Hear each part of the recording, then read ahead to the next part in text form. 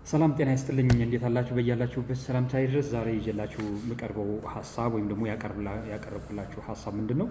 ኦርጋናይዜሽን ምንድነው የሚል ሀሳብ ወይም ደግሞ ተቋም ምንድነው የሚል ሀሳብ ይዤላችሁ ቀርቤያለሁ።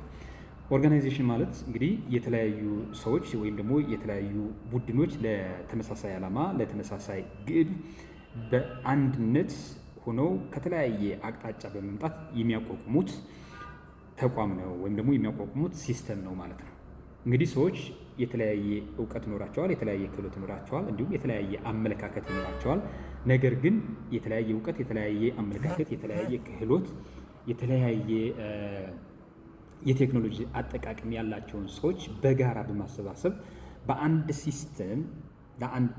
ሲስተም ወይም ደግሞ በአንድ ቋት በማስገባት ለተመሳሳይ ዓላማና ግብ የሚቋቋም ተቋም ኦርጋናይዜሽን ወይም ደግሞ ተቋም ብለን ልንጠራው እንችላለን ማለት ነው። እንግዲህ ኦርጋናይዜሽን እንደምናየው የሆነ ፊዚካል ፓርት ወይም ደግሞ የሆነ ከሞርታር የተገነባ አይነት ነገር አይደለም። ሰዎች ልክ እንዳልኩት ሰዎች ከተለያየ አቅጣጫ ሊመጡ ይችላሉ። እነዚህ ሰዎች የተለያየ እውቀት ይኖራቸዋል፣ የተለያየ ባህሪ ይኖራቸዋል፣ የተለያየ ክህሎት ይኖራቸዋል፣ የተለያየ አመለካከት ይኖራቸዋል።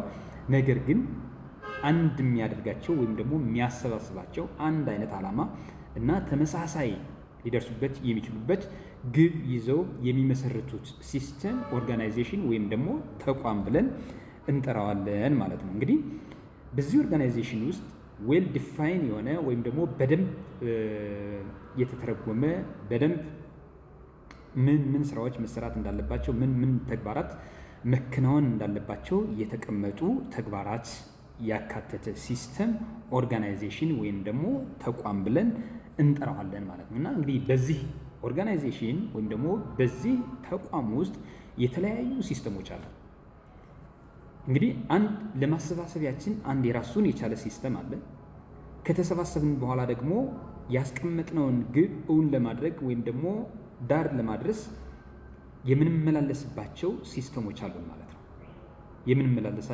የምንመላለስባቸው ሲስተሞች አሉ ማለት ነው። እነዚህ ሲስተሞች የአንድ ኦርጋናይዜሽን ምንድነው ማለት ነው? አካል ነው ማለት ነው።